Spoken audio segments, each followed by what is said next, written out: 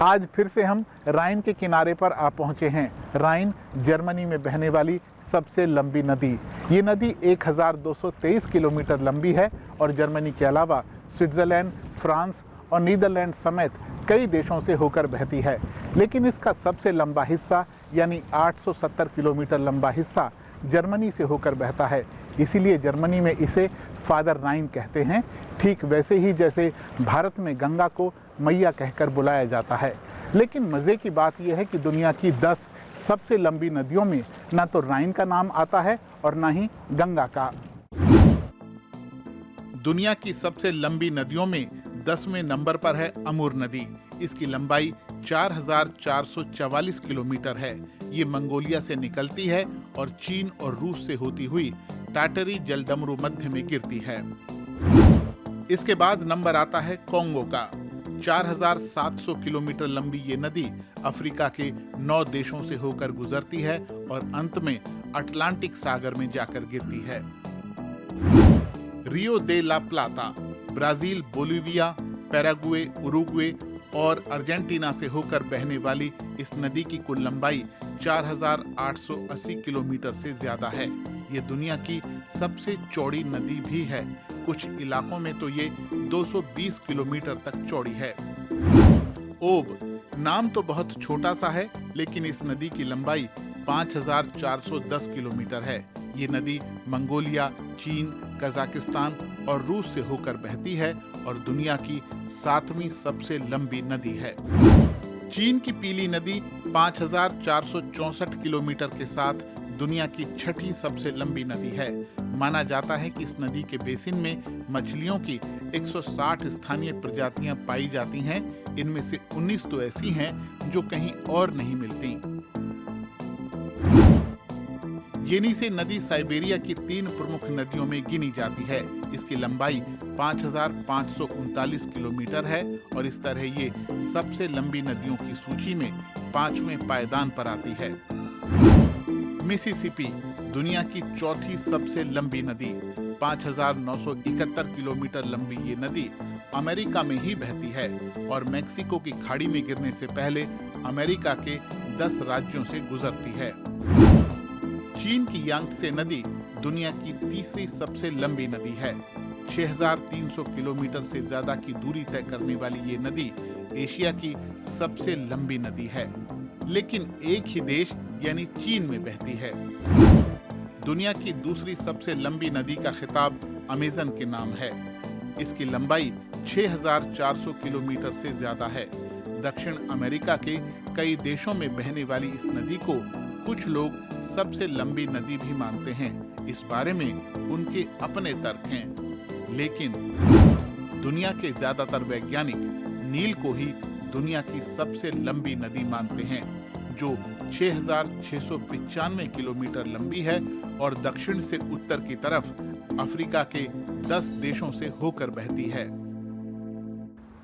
क्या आपको पता है कि इंडिया शब्द भी एक नदी के नाम से लिया गया है, इंडस के नाम से, जिसे हिंदी में हम सिंधु कहते हैं। ये 3180 किलोमीटर लंबी नदी है और आज इसका ज़्यादातर हिस्सा पाकिस्तान से होकर बहता है। इसी नदी के किनारों पर प्राचीन सिंधु घाटी सभ्यता पनपी थी। दुनिया में ऐसे बहुत सारे देश हैं जिनके नाम नदियों के नाम पर रखे गए हैं। कोंगो नदी के नाम पर तो 2 देशों के नाम हैं, डेमोक्रेटिक रिपब्लिक ऑफ कोंगो और रिपब्लिक ऑफ कोंगो। इस लिस्ट में आप Senegal, Gambia, niger, Jordan, Moldova और पैराग्वे जैसे कई देशों को रख सकते हैं। बहुत सी प्राचीन सभ्यताएं नदियों के किनारों पर फली फूली। नदियां इस धरती पर ताजे पानी का सबसे अहम स्रोत हैं। ये पानी सदियों से हमें जीवन देता आया है। नदियों के साथ झीलों और जलधाराओं ने न सिर्फ इंसानों बल्कि धरती के दूसरे असंख्य जीवों की प्यास बुझाई है। नदियों ने ही हमारे खेतों को सींचा। एक अनुमान के मुताबिक दुनिया भर में होने वाले खाने की कुल आपूर्ति में से 1/3 खाना हमें नदियों की बदौलत मिलता है। हजारों साल पहले जब ट्रक, ट्रेन और बड़े बड़े कार्गो शिप नहीं थे, तब नदियां ही सामान को एक जगह से दूसरी जगह लाने ले जाने का सबसे अहम जरिया थीं। और नदियां आज भी अपनी इस जिम्मेदारी को पूरा कर रही हैं। राइन जैसी नदियां अब भी बड़े जलमार्गों में गिनी जाती हैं। लेकिन आज दुनिया की बहुत सारी नदियां अपने अस्तित्व के लिए जूझ रही हैं और इसकी वजह कहीं ना कहीं इंसान हैं। उनकी गतिविधियों से पैदा होने वाला जलवायु परिवर्तन है। एशिया से लेकर अफ्रीका और यूरोप से लेकर अमेरिका, दुनिया के लगभग हर हिस्से में नदियां कई तरह की चुनौतियों से जूझ रही हैं। उनमें बहने वाला पानी लगातार कम होता जा रहा है और इसीलिए बहुत सारे इलाके आज सूखे से जूझ रहे हैं। मवेशी दम तोड़ रहे हैं, फसलें सूख रही हैं। इसका असर स्थानीय स्तर पर तो होता ही है, लेकिन समूची खाद्य आपूर्ति भी इससे प्रभावित होती है। चीजों की आपूर्ति घटती है तो महंगाई बढ़ने लगती है। बहुत सारी नदियों का स्रोत पहाड़ों में होता है। जब वहां जमा बर्फ धीरे धीरे पिघलती है तो नदियों को पूरे साल पानी मिलता रहता है।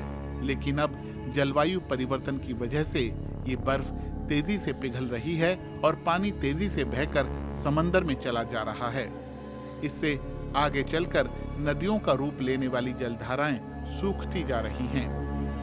बिजली की जरूरतों को पूरा करने के लिए नदियों पर बड़े बड़े बांध बनाए जा रहे हैं।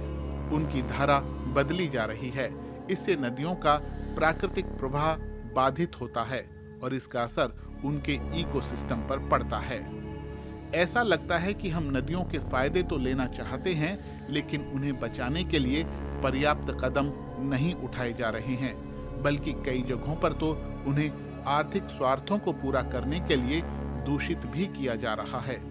बेशक सब लोगों को इसका जिम्मेदार नहीं ठहराया जा सकता, लेकिन नदियों के साथ जो हो रहा है वो तो हम सब देख रहे हैं चुपचाप। धरती पर जीवन को पोषने वाली नदियां सूख रही हैं और जहां उनमें पानी है भी वहां प्रदूषण लगातार बढ़ता जा रहा है। इंसान उनमें कचरा, प्लास्टिक और केमिकल न जाने क्या क्या डाल रहे हैं। इससे उनका पानी इस्तेमाल के लायक नहीं बचता और उनमें पनपने वाला जीवन, उनका इकोसिस्टम तहस नहस हो जाता है। नदियों में रहने वाले जलीय जीव मरने लगते हैं। दुनिया के कई इलाके पहले ही जल संकट झेल रहे हैं और जहां अभी ये संकट नहीं है वहां भी आने वाले दिनों में हालात गंभीर हो सकते हैं। ऐसे में नदियों को बचाना कितना ज़रूरी है ये आसानी से समझा जा सकता है। तो आज के वीडियो में बस इतना ही। वीडियो आपको कैसा लगा हमें ज़रूर बताइएगा। आपकी प्रतिक्रियाओं का हमें हमेशा इंतज़ार रहता है। आपसे होगी जल्द मुलाकात। अपना ध्यान रखें। आपका बहुत बहुत धन्यवाद।